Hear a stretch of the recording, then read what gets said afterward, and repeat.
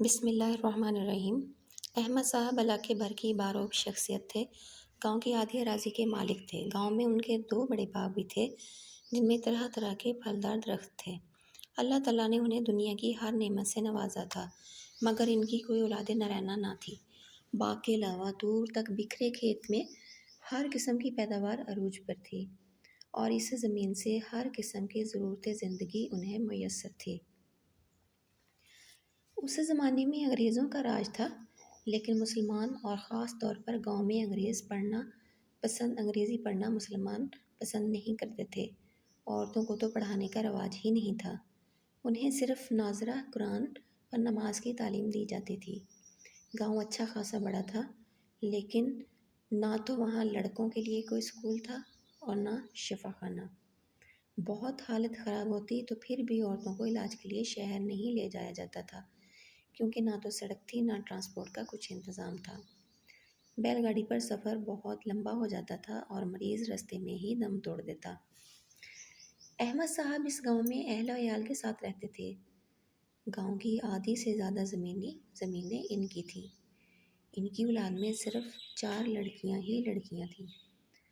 ان کی 6 بیٹیاں پیدا ہوئیں، لیکن 2 3 سال کی ہو کر وفات پا گئیں۔ اب صرف 2 بیٹیاں بچی تھیں، ایک 15 سال کی اور دوسری 9 سال کی۔ انہوں نے بھی اپنی لڑکیوں کو صرف گھر داری کی تعلیم دلوائی تھی۔ ان کے خیال میں لڑکیوں کو پڑھانا کوئی مناسب بات نہیں تھی۔ اب وہ بڑی لڑکی کے رشتے کی تلاش میں تھے، لیکن جب کوئی رشتہ آتا وہ چھوٹی کو پسند کرتے، حالانکہ وہ ابھی صرف 9 سال کی تھی، اس لیے رشتے کو رد کر دیا جاتا۔ قریبی گاؤں سے ایک رشتہ بہن کے لیے آ گیا جو ہر لحاظ سے بہت عمدہ تھا، اس لیے بڑی بیٹی کی شادی کر دی گئی۔ چھوٹی ابھی صرف 9 سال کی تھی، لیکن اس کے لیے بہت اچھے رشتے آ رہے تھے۔ اسی گاؤں میں ایک اور ذمہ دار تھا جن کا انتقال ہو چکا تھا۔ ان کا صرف ایک ہی بیٹا تھا جو صرف 15 سال کا تھا اور شہر کے اچھے اسکول میں تعلیم حاصل کر رہا تھا۔ یہ بھی اس گاؤں کا دولت مند خاندان تھا۔ گاؤں کی آدھی اراضی ان کی ملکیت تھی۔ وہ خود فوت ہو چکے تھے، بیگم زندہ تھی اور بیٹے کی پرورش بڑے اچھے طریقے سے کر رہی تھی۔ ان کی خواہش تھی کہ بیٹے کا صرف نکاح کر دیا جائے۔ انہوں نے احمد صاحب کے گھر رشتہ بھیجا۔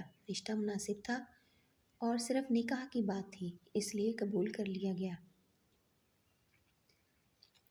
لڑکا ہر لحاظ سے اچھا تھا، جائیداد کا اکلوتا وارث تھا اور عمر کے لحاظ سے بھی ٹھیک تھا۔ نکاح کر دیا گیا، رخصتی بڑے ہونے پر رکھی گئی۔ جب بچی 11 سال کی ہوئی، بیگم پھر امید سے ہو گئی۔ ابھی ولادت میں کچھ دن باقی تھے کہ ایک بڑا حادثہ ہو گیا۔ ان کی دوسری بیٹی جو ابھی 11 سال کی تھی، اس کا شوہر جو شہر میں پڑھتا تھا، اچانک سخت بیمار ہو گیا اور اس بیماری میں اس کا انتقال ہو گیا۔ دونوں خاندانوں میں تہلکہ مچ گیا۔ لڑکی کی ماں اس صدمے کو برداشت نہ کر سکی اور وہ اس جہان فانی سے کوچ کر گئی، اور اس حادثے میں بچی کی ماں نے ایک اور بیٹی کو جنم دیا۔ گھر میں ہاہاکار مچی ہوئی۔ بڑی بیٹی نے، جو اس وقت 2 بچوں کی ماں بن چکی تھی، کس طرح گھر کو سنبھالا۔ پورے خاندان کو یہ صدمہ تھا کہ اتنی چھوٹی بچی پوری زندگی کیسے گزارے گی، کیونکہ ان کے خاندان میں دوسری شادی معیوب سمجھی جاتی تھی۔ بچی اتنی چھوٹی اور کم عقل تھی کہ اسے اپنے اوپر پڑنے والے غم کا اندازہ ہی نہیں تھا، اور اسے جب سفید کپڑا پہنایا گیا اور اس کی چوڑیاں توڑی گئیں تو وہ غم کے مارے کمرے میں چھپ گئی۔ اسے اپنے اوپر ہونے والے غم کا اندازہ نہ تھا۔ وہ چیخ چیخ کر رو رہی تھی کہ میں چوڑیاں نہیں توڑنے دوں گی، سفید دوپٹہ نہیں اوڑھوں گی۔ ماں نے بھی اس دن اپنی چوڑیاں توڑ ڈالیں اور رنگین کپڑے پہننا شروع کر دیے۔ اب چھوٹی بہن بھی جوان ہو چکی تھی۔ اس کے رشتے تلاش کیے جا رہے تھے۔ جلد ہی ایک بہت بڑے اور پڑھے لکھے خاندان میں اس کا رشتہ طے ہو گیا۔ لڑکے کے والد خود لندن سے پڑھے ہوئے بیرسٹر تھے۔ انہوں نے اپنے بیٹوں کو بھی بہت اچھی اور اعلیٰ تعلیم دلوائی تھی۔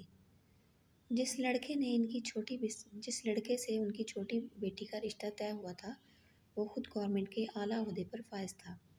احمد جب تک زندہ رہے اسے اپنی بہن کے گھر میں جانے نہیں دیا۔ وہ ہمیشہ گاؤں میں ہی رہی۔ ان کے انتقال کے بعد چھوٹی بہن انہیں اپنے ساتھ لے گئی۔ اب وہ چھوٹی بہن کے بچوں کو پال رہی تھی۔ شاید یہی ان کا نصیب تھا۔ دولت تو ان کے پاس بہت تھی، لیکن شادی شدہ زندگی کی خوشیاں انہیں کبھی نصیب نہ ہو سکیں۔ بہن کا شوہر اور ان کے بچوں نے ہمیشہ بہت عزت دی۔ ماں سے زیادہ ان سے پیار کرتے اور انہیں ہی امی کرتے۔ تقریباً 90 سال کی عمر میں ان کا انتقال ہوا۔ 1975 میں ان کا انتقال ہوا اور وہ بہن کے گھر سے اپنے ابدی گھر کو روانہ ہوئی۔ اللہ تعالیٰ انہیں اپنے جوار رحمت میں بہترین اور اعلیٰ درجے عطا فرمائے، آمین۔